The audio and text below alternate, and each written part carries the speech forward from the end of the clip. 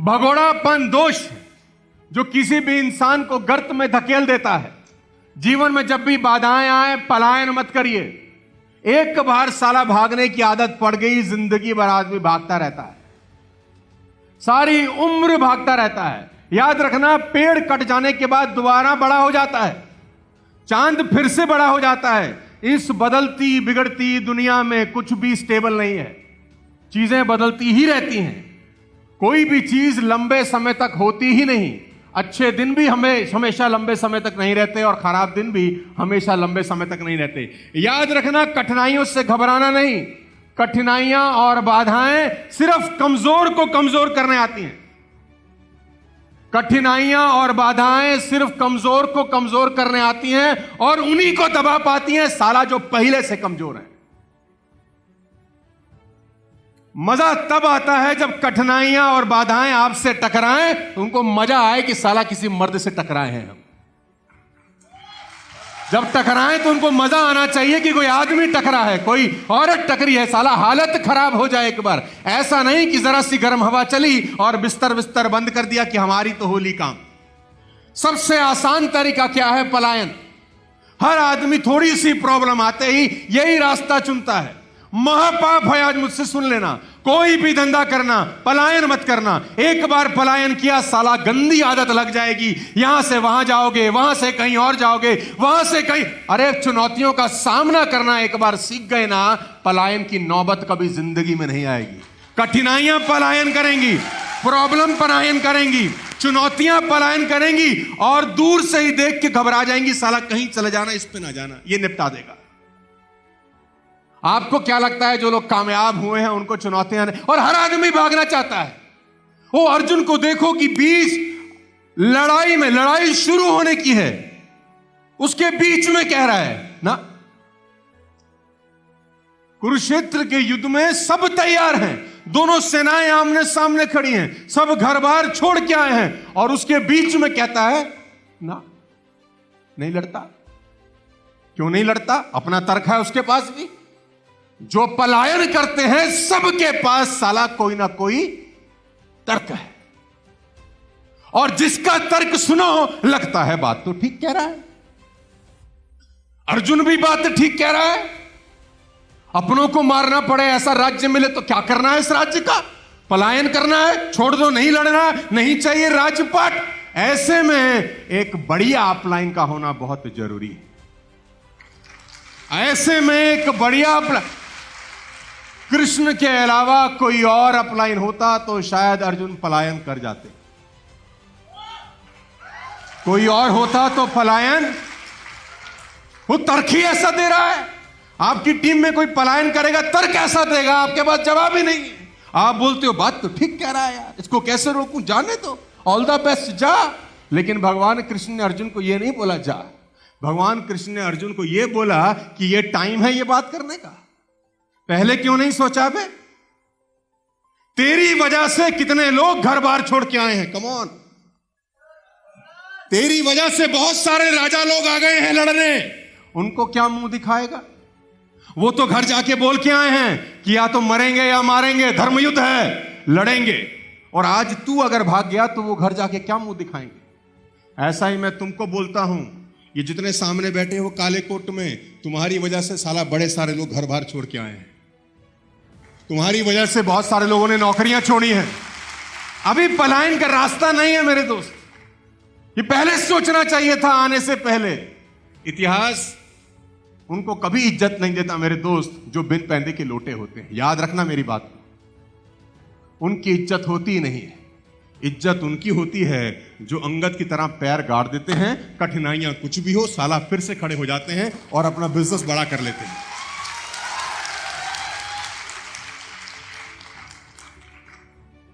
मैं आपको उदाहरण देकर समझाऊंगा, आपको जल्दी समझ में आएगा। आपकी स्क्रीन के ऊपर एक कंपनी का नाम लिख रहा हूं जिसका नाम है Tesla. Ladies and gentleman, boys and girls, 2003 में यह कंपनी स्टार्ट हुई।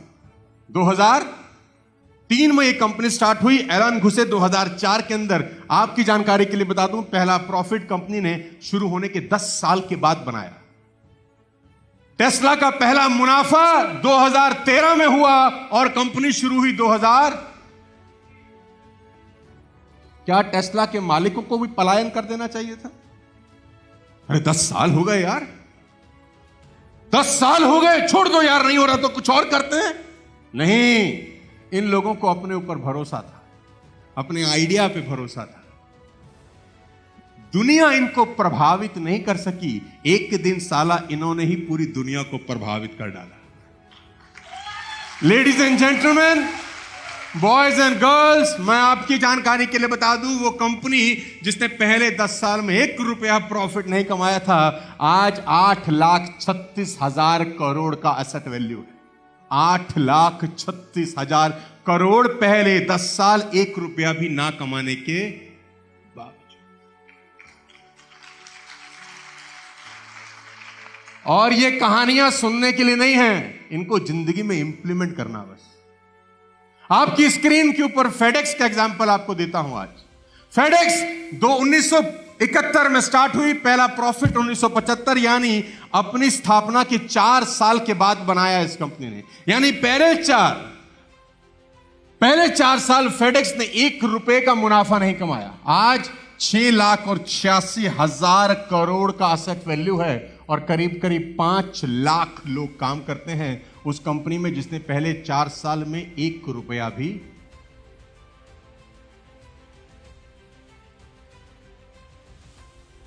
बड़े लोग यूं ही साला बड़े नहीं हो गए, शेर का जिगरा लेके आए थे, अपने काम पे भरोसा था। ऐसा नहीं था कि 4 लोग पिन मारें तो साला गुब्बारा ही फट के हाथ में आ जाए। लेडीज एंड जेंटलमैन, अमेज़न 1994 में जेफ बेजोस ने स्टार्ट किया, 9 साल तक 1 रुपया नहीं कमाया इस आदमी ने। पल्ले से लगाता रहा, उधार मांग के लगाता रहा, पहले 9 साल 1 रुपया नहीं कमाया। 2003 में स्वाद चखा, आज 41,60,000 करोड़ का ब्रांड वैल्यू है। दुनिया का नंबर 1 आदमी बना वो जो 9 साल अच्छा आप मुझे बताओ, उस 9 साल में लोग क्या कहते होंगे जेफ बेजोस को? आप बता दो, मुझे नहीं कहना आपसे। उस 9 साल में कौन ऐसा होता होगा जो जेफ को बोलता होगा, जेफ तू कमाल कर रहा है, हमें तेरे पे पूरा भरोसा है, लगा रहे। लोग इसकी चड्डी में बम नहीं, एटम बम लगाते होंगे। और 9 साल प्रॉफिट नहीं कमा रहा, यह बड़ी बात नहीं है। बड़ी बात यह है कि उस 9 साल में पैसा भी लगाया जा रहा है, पीछे से पैसे की बम्बार्डमेंट हो रही है, उधार मिल रहा है, उधार लगा रहा है, पल्ले से मिल रहा है, पल्ले। एक बात का भरोसा है कि मैं जो आइडिया लेके चल रहा हूं, एक दिन साला दुनिया पे राज करूंगा, एक दिन राज करूंगा। मैंने आपसे कहा, बड़े लोग यूं ही बड़े नहीं हुए, तुक्के में, विरासत में बड़े नहीं हुए। इन लोगों में साला शेर का जिगरा है। यहां डायरेक्ट सेलिंग के अंदर 9 साल 9 दिन में साला फट के हाथ में आ जाता है। और मजे की बात तो यह है कि लगा भी साला कुछ नहीं है। तुमको पैसा क्यों आना चाहिए? ऐसा कौन सा कांड किया है कि आ जाए? ये है वो लोग। 2007 में फाउंड हुई जियो। 2007 में मुकेश अंबानी ने जियो की स्थापना करी। 2007 से लेकर 11 साल 2018 तक सिर्फ बैकग्राउंड में काम होता रहा। ऑप्टिकल फाइबर बिछती रही। 1.5 लाख करोड़ का प्रोजेक्ट था, 1.25 लाख करोड़ बैंक से उठाए, 25,000 करोड़ पल्ले से लगाए। पहले 11 साल अंबानी साहब एक पैसा कमाए बिना 1.5 लाख करोड़ लगा गए। मुझे आप बताओ, 7 से लेकर 18 तक, उस 11 साल के अंदर, 9 साल के अंदर कितने लोग बोलते होंगे कि तू बहुत बड़े, 1.5 लाख करोड़ लगा दिया। और फिर वो आदमी कहता होगा कि हर आदमी से 200-300 रुपया कमाऊंगा बस। तो लोग मैथमेटिशियन भी होंगे, उसको बोलते होंगे इतना पैसा बैंक में रख, इतने का ब्याज पूरी जिंदगी आएगा। ऐसे गीता ज्ञानी भी लोग होंगे उसके आजू बाजू में। लेकिन मजे की बात तो यह थी, उसको पता था ऐसे हरामखोरों से सलाह नहीं लेनी। पहले 9 साल 11 साल 1 रुपया ना कमाने वाला जियो आज 3 लाख करोड़ के ब्रांड वैल्यू पे है। 3 लाख करोड़ का एसेट वैल्यू है जियो का आज के डेट में। $38 बिलियन, 3 लाख करोड़। आईपीएल क्या, जियो सिनेमा क्या, हर चीज में घुसा है। 2 साल तक तुमको फ्री दिया है।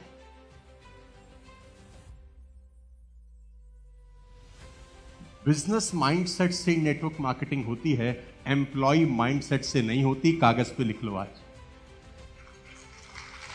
डायरेक्ट सेलिंग का बिजनेस एम्प्लॉय माइंडसेट से हो ही नहीं सकता कि मैं किसी टीम का हिस्सा हूं, वो जैसा बताएगा मैं कर लूंगा, ऊपर वाला बता देगा मैं कर लूंगा, नहीं बताएगा मैंने, ये होएगा ही नहीं।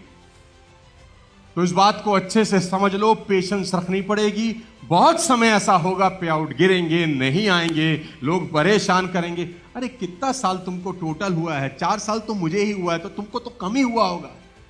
और तुम्हारा लगा क्या है बे? जितना पैसा लगा है उसकी तुम पूड़ियां तल के खा गए राइस ब्राइन में, कमीनो। तुम्हारा पल्ले से क्या लग रहा है? इनका पल्ले से 10-10 साल लगे हैं और अंधा पैसा इन्वेस्ट हुआ है।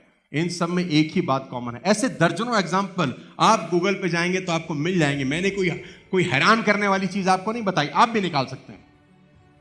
इनमें एक ही समानता है कि इनको इनके डिसीजन पर भरोसा था।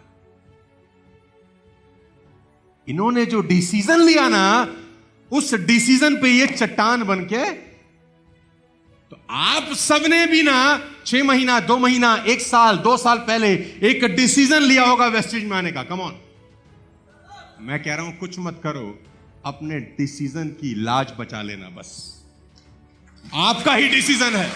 ये चुनौती तुम्हारी है मेरे दोस्त, क्योंकि तुम जिस बिजनेस में हो ना, हर चौथे दिन कोई सिचुएशन ऐसी बनेगी कि मन करेगा कि छोड़ दे। तुमको क्या लगता है 22-23 साल में हमारी जिंदगी में कोई सिचुएशन नहीं आई होगी? ये 23 के 23 साल हनीमून पीरियड रहे होंगे? नहीं। लेकिन हमको एक बात पता थी कि चींटी के आगे कितना भी अवरोध पैदा कर दो, वो रास्ता बना ही लेगी जाने का। चींटी जा रही हो ना, आप रखो उसके आगे कुछ भी रख के देखो एक बार, मैं दावा दे सकता हूं वो वापस नहीं पलटती। पेंसिल रख दो, साला पेंसिल के ऊपर से निकल जाएगी। हाथ रख दो, हाथ के साइड से निकल जाएगी। ऐसा नहीं होगा कि चींटी जा रही है, तुमने कुछ रखा, उसने बोला वापिस।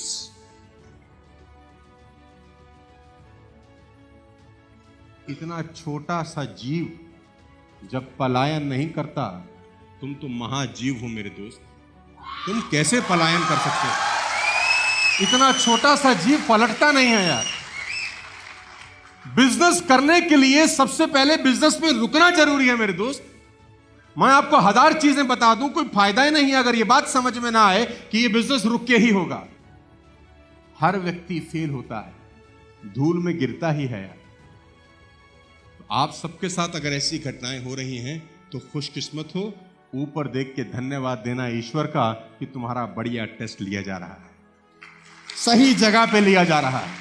पलायन नहीं करना मेरे दोस्त, भागना। वादा करो भागोगे तो नहीं। कम ऑन, दोनों हाथ ऊपर उठा के बोलो यार, कम ऑन, दोनों हाथ उठ। आप बोल दो सर पलायन नहीं करेंगे। वन मोर टाइम, पलायन नहीं करेंगे। चाहे कुछ हो जाए, कितनी आंधियां उड़े, कितने तूफान उठें, दुनिया छोड़ देंगे लेकिन साला करेंगे यही कंपनी, और आखिरी तक डट के करेंगे। भाई ये डिटर्मिनेशन चाहिए मेरे दोस्त। We need determination.